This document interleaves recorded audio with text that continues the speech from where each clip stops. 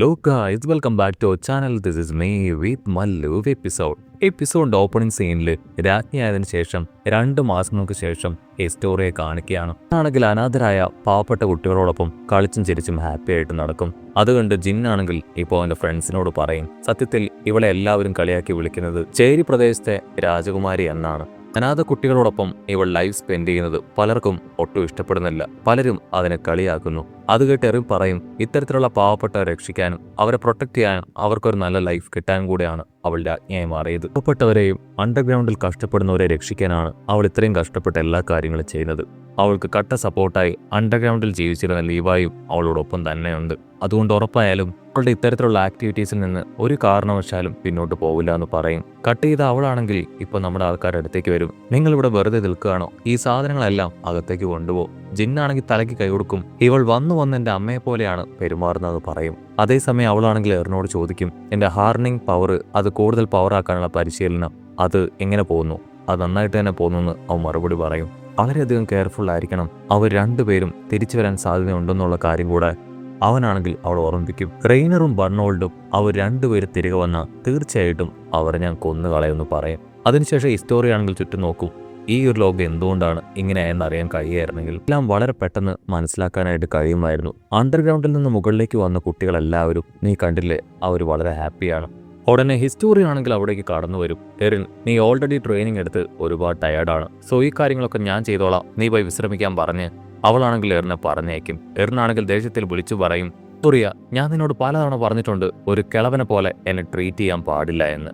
ഇവിടെ പോലീസിന്റെ അഴിച്ചുപണിയിൽ ഒരുപാട് നല്ല നല്ല മനുഷ്യരെ നഷ്ടപ്പെട്ടു പോയി എങ്കിലും ആ ഒരു ചാപ്പലിനകത്തുണ്ടായിരുന്ന ആ ഒരു ക്രിസ്റ്റൽ പോലുള്ള വസ്തുക്കൾ അത് ശരിക്കും വിലമതിക്കാനാകാത്തതാണെന്ന് എല്ലാവരും തിരിച്ചറിഞ്ഞു. പിന്നെ ഹാർണിംഗ് ടെക്നിക്കിലൂടെ ഒരു പ്രത്യേക തരം പില്ലർ അത് ക്രിയേറ്റ് ചെയ്തെടുത്ത് അവിടേക്ക് ടൈറ്റൻസിനെ അട്രാക്ട് ചെയ്ത് മനുഷ്യർ ഓരോരോ ടൈറ്റൻസിനെയായി ട്രാപ്പിലൂടെ കൊന്നുകളഞ്ഞു. ഒരുപാട് പരീക്ഷണങ്ങൾ ആ ഒരു ഹാർണിംഗ് പവർ കൊണ്ട് ചെയ്തുകൊണ്ട് തന്നെ ഇപ്പോൾ നമ്മുടെ ഹീറോയുടെ ബോഡി മുഴുവനായിട്ട് ക്ഷീണിച്ചിരിക്കുകയാണ്. അവർ രക്തം ഛർദ്ദിക്കും.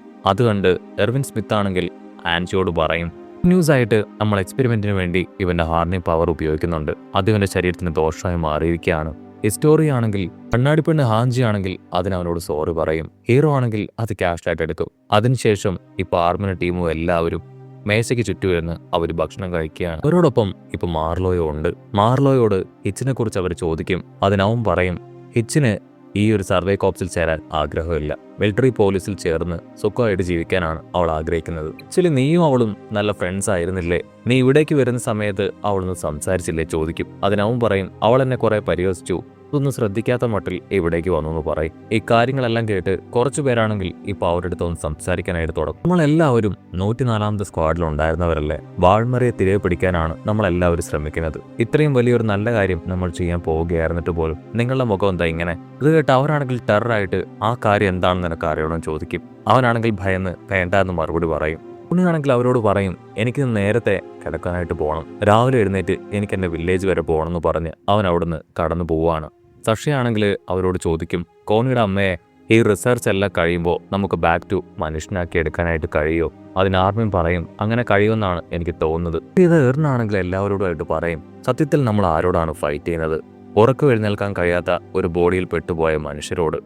ചില നിമിഷത്തേക്കാണെങ്കിൽ കൂടെ ഞാനും ഒരു ടൈറ്റനായി അതിൽ പെട്ടു പോയിട്ടുണ്ട്. സത്യത്തിൽ നമ്മൾ കൊല്ലുന്നത് ഒന്നും അറിയാത്ത മനുഷ്യരെയല്ലേ? ഞാൻ സത്യത്തിൽ ആ ഒരു വലിയ ഫൈറ്റിന്റെ ഇടയിൽ അച്ഛനോടൊപ്പം കണ്ട ആളെ തിരിച്ചറിയാൻ ഇടയായി. ഞാൻ ഇതിനു മുൻപും അച്ഛനോടൊപ്പം അദ്ദേഹത്തെ എവിടേക്കോ കണ്ടിട്ടുണ്ട്. ഇതിനാണെങ്കിൽ അത്ഭുതത്തോടു കൂടെ അത് സത്യമാണോ, നിനക്ക് അദ്ദേഹത്തെ ഓർമ്മയുണ്ടോ ചോദിക്കും. അതിനവൻ പറയും, തലയ്ക്കൊരു അടിയൊക്കെ കൊടുത്ത് ഒന്ന് ഇരുത്തി ആലോചിക്കുകയാണെങ്കിൽ ഒരു പക്ഷേ എനിക്കത് മനസ്സിലാക്കാൻ കഴിയുമെന്നാണ് ഞാൻ കരുതുന്നത്. പെട്ടെന്നാണ് എറിന് ഒരു കാര്യം ഓർമ്മ വരുന്നത്. ആ ട്രെയിനിങ് കോപ്സിലെ ഇൻസ്ട്രക്ടർ കീത്ത് ഷാഡിസ്, അദ്ദേഹത്തെ കണ്ടിട്ട് ഒരുപാട് കാലമായി. നമുക്ക് എത്രയും വേഗം അദ്ദേഹത്തിന്റെ അടുത്തേക്ക് പോകണമെന്ന് പറഞ്ഞ് അവരെല്ലാവരും അദ്ദേഹത്തിന്റെ അടുത്തേക്ക് വരും. എറിനാണെങ്കിൽ ഇപ്പോ കീത്ത് ഷാഡിസിനെ വിളിക്കും. ആള് തിരിഞ്ഞു നോക്കും. അവിടുന്ന് അങ്ങനെ ബ്ലാക്ക് ഔട്ട് ചെയ്ത അവരെല്ലാവരും ഇപ്പൊ ഒരുമിച്ചിരുന്ന് സംസാരിക്കുകയാണ്. അങ്ങ് നടക്കുന്ന കാര്യങ്ങളെല്ലാം അറിഞ്ഞു കാണുമല്ലോ. വാൾമറിയ അത് തിരികെ പിടിക്കാനായിട്ട് ഞങ്ങളിപ്പോൾ ശ്രമിച്ചുകൊണ്ടിരിക്കുകയാണ്. കാര്യങ്ങളെല്ലാം കേട്ട ഇൻസ്ട്രക്ടർ ആണെങ്കിൽ ഇപ്പൊ എറിനോട് പറയും, എറിൻ, നിന്നെ കാണാൻ നിന്റെ അമ്മയെ പോലെയാണ്, പക്ഷെ നിന്റെ ആ കണ്ണുകളിലെ തിളക്കം അത് നിന്റെ അച്ഛൻ്റേതുപോലെയാണെന്ന് പറയും. അത് കേട്ട് എറിനാണെങ്കിൽ ഫുള്ളായ ശബ്ദത്തിൽ അദ്ദേഹത്തോട് പറയും, നിങ്ങൾക്കറിയാവുന്ന എല്ലാ കാര്യങ്ങളും ഞങ്ങളോട് പറയണം. അതിന് അദ്ദേഹം പറയും, വലിയ യൂസുള്ള സ്റ്റോറിയൊന്നും എനിക്കറിയില്ല. മനുഷ്യവംശത്തിന് പ്രത്യേകിച്ച് പ്രയോജനമൊന്നുമില്ലാത്ത ഒരു കാര്യം എനിക്കറിയാം. അത് വർഷങ്ങൾക്ക് മുൻപ് വാൾമറയ്ക്ക് പുറത്തായിട്ട് ഞാൻ ഒരാളെ കണ്ടു.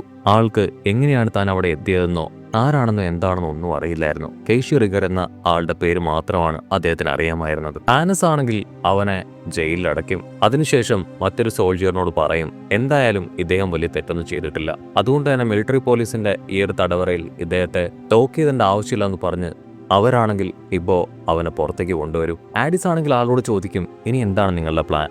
അതിനാട് പറയും എന്റെ പേരല്ലാതെ മറ്റൊരു കാര്യം കൂടെ എനിക്ക് ഓർമ്മ വന്നു. ഞാനൊരു ഡോക്ടറാണ്, എനിക്കൊരു ഹോസ്പിറ്റലിൽ ജോബ് വാങ്ങിത്തരുമോ? മാത്രമല്ല ഈ ലോകത്തെക്കുറിച്ച്, ഇതിനെക്കുറിച്ച്, ടൈറ്റൻസിനെ കുറിച്ച് അങ്ങനെയുള്ള എല്ലാ കാര്യങ്ങളും നിങ്ങൾക്ക് എനിക്ക് പറഞ്ഞു തരാൻ കഴിയുമോ? അത് കേട്ട് അവനാണെങ്കിൽ എല്ലാ കാര്യങ്ങളും അവനെ കൊണ്ട് പറ്റും പോലെ ആൾക്ക് പറഞ്ഞു കൊടുക്കും. അതെല്ലാം മനസ്സിലാക്കിയ ഏഗറാണെങ്കിൽ ഇപ്പോ ഓപ്പോസിറ്റുള്ള ആളോട് ചോദിക്കും ഓ അങ്ങനെയാണല്ലേ കാര്യങ്ങൾ, ടൈറ്റൻസിനെ പേടിച്ചാണ് നിങ്ങൾ ഈ മതിലിനുള്ളിൽ താമസിക്കുന്നത്, നിങ്ങളെല്ലാവരും ഈ മതിലിനുള്ളിൽ ാണ് ടൈറ്റൻസിനെ കുറിച്ചുള്ള പര്യവേഷണം നടത്താനാണ് നിങ്ങൾ ഇടയ്ക്കിടയ്ക്ക് മതിലിന് പുറത്തേക്ക് പോകുന്നത് അല്ലേ? അങ്ങനെയുള്ളവരെയാണ് സർവേ കോപ്സ് എന്ന് പറയുന്നത്. ഋഷികരാണെങ്കിൽ ഇപ്പോൾ ഓപ്പോസിറ്റുള്ള ആളോട് പറയും സത്യത്തിൽ നിങ്ങൾ സർവേ കോപ്സ് എല്ലാവരുടെയും ഒരു പ്രതീക്ഷ തന്നെയാണ്. നിങ്ങളുടെ ആർജവും ഊർജവും ഒക്കെ തന്നെയാണ് മതിലിനുള്ളിൽ ജീവിക്കുന്നവർക്ക് പ്രതീക്ഷയും മുൻപോട്ടേക്ക് ജീവിക്കാനുള്ള ധൈര്യവും കൊടുക്കുന്നത്. അത് കേൾക്കുമ്പോൾ ആ സോൾജിയർ ആണെങ്കിൽ ഷോക്കാവും. ഉടനെ ഒരു പെൺകുട്ടിയാണെങ്കിൽ അവിടേക്ക് വന്ന് ആ സോൾജിയറിനോട് അവനോട് ചോദിക്കും ഓ നിങ്ങൾ വീണ്ടും സർവേ കോപ്സിലേക്ക് ആളെ എടുക്കുകയാണോ? അത് നേഗർ പറയും അയ്യോ അല്ല, എനിക്കതിൽ ചേരാനുള്ള കഴിവോ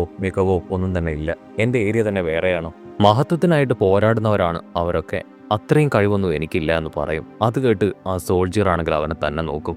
അത്രയും നാളും കേൾക്കാൻ ആഗ്രഹിച്ച വാക്കുകൾ അവൽ നിന്ന് കേട്ടു.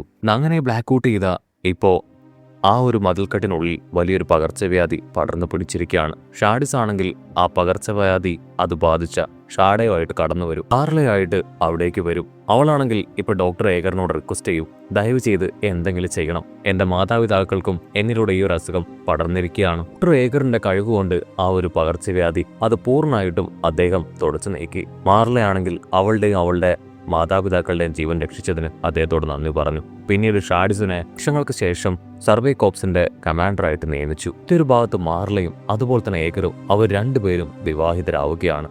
ദിവസങ്ങൾക്ക് ശേഷം സർവേ കോപ്സ് ആണെങ്കിൽ അവരുടെ മതിലിന് പുറത്തുള്ള ബിൽഡിങ്ങിൽ വെച്ച് ടൈറ്റൻസുമായിട്ട് ഏറ്റുമുട്ടും. ആ ഒരു ഏറ്റുമുട്ടലിൽ ഒരുപാട് സർവേ കോപ്സിന് അവരുടെ ജീവൻ നഷ്ടപ്പെടും. മാത്രമല്ല അവരുടെ ആ ഒരു ക്വാർട്ടേഴ്സും ടൈറ്റൻസ് തകർത്ത് കളയും. ഷാഡിസും ടീമും തോൽവി ഏറ്റുവാങ്ങി തിരികെ മതിലുകൾക്കകത്തേക്ക് വരും. അവിടെ ഉണ്ടായിരുന്ന ജനങ്ങളെല്ലാവരും ഷാഡിസിനെ കുറ്റപ്പെടുത്തും. സത്യം പറഞ്ഞ എർവിൻ സ്മിത്തിന്റെ ടീമിലുള്ളവരാണ് കൂടുതൽ നല്ലത്.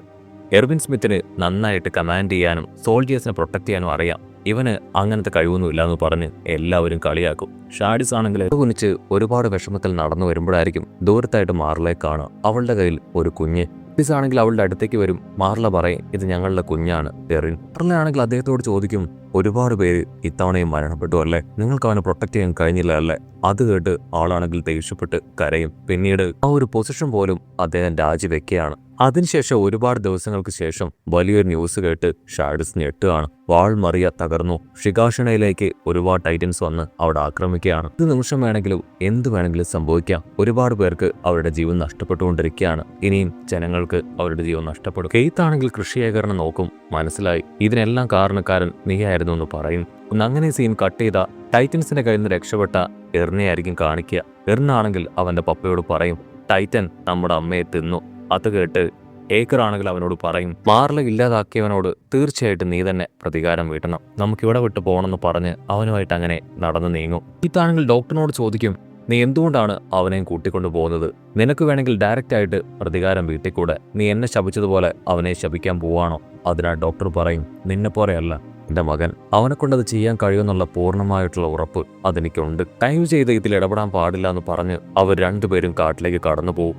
ദൂരത്തായിട്ട് കാട്ടിൽ വലിയൊരു വെളിച്ചം കണ്ട കീത്താണെങ്കിൽ അവിടേക്ക് ഓടിയെത്തും. അപ്പൊ കാണും മയങ്ങിക്കിടക്കുന്ന എറിനെ ഞാൻ അവിടുന്ന് എടുത്തുകൊണ്ട് വന്നു. അതാണ് ഞാൻ പറയാൻ ഉദ്ദേശിച്ച കഥ എന്ന് പറയും. അത് കേട്ട് കണ്ണാടിപ്പിണ്ട് ആഞ്ചാണെങ്കിൽ ഞെട്ടും. ഇതാണോ ഇത്ര വലിയ കഥ? അപ്പോ പ്രത്യേകിച്ച് സ്പെഷ്യാലിറ്റി ഒന്നും ഇല്ലാത്തതുകൊണ്ടാണോ നിങ്ങൾ ആ സ്ഥാനത്ത് നിന്ന് റിസൈൻ ചെയ്തത്? അതിനാൾ പറയും അതെ, എനിക്ക് പ്രത്യേകിച്ച് സ്പെഷ്യാലിറ്റി ഒന്നുമില്ല, അതുകൊണ്ടാണ് ഞാൻ അപ്രകാരം ചെയ്തത്. ടെറിനും പറയും അതെ, ഞാനൊരു പ്രത്യേകതയുള്ളവനല്ല, എനിക്ക് പ്രത്യേകിച്ച് യാതൊരു കഴിവുമില്ല. അതിന് കമാൻഡർ പറയും നിന്റെ അമ്മ ഇപ്രകാരം തന്നെയാണ് പറഞ്ഞത്, എന്റെ മകൻ പ്രത്യേകതയുള്ളവനല്ല, മഹത്വത്തിന് വിധിക്കപ്പെട്ടവനുമല്ല, പക്ഷെ എന്റെ കണ്ണിൽ ഇവൻ അവൻ സ്പെഷ്യൽ തന്നെയാണെന്നാണ് നിന്റെ അമ്മ പറഞ്ഞത്. നീ നിന്റെ അച്ഛൻ്റെ മകൻ ആയി ജനിച്ചതുകൊണ്ട് തന്നെ നിന്റെ അച്ഛൻ്റെ ലക്ഷ്യം അത് നിറവേറ്റാനായി നീ തിരികൊളുത്തി. ആഡിസ് ആണെങ്കിൽ അത്രയും പറഞ്ഞ് അവിടുന്ന് കടന്നു പോവും. അവൻ്റെ മനസ്സിൽ ആലോചിക്കും, നിന്നെ കൊണ്ട് ഒന്നും ചേഞ്ച് ചെയ്യാൻ കഴിയില്ല. അവസാനമായി നീയും ചാരമാവുമ്പോൾ ഒരു നോക്കി നിൽക്കാൻ മാത്രമേ എനിക്കും പറ്റൂന്ന് പറഞ്ഞ് അദ്ദേഹം കടന്നു പോകുന്നതോടു കൂടെ ഈ ഒരു എപ്പിസോഡും അവസാനിക്കുന്നു.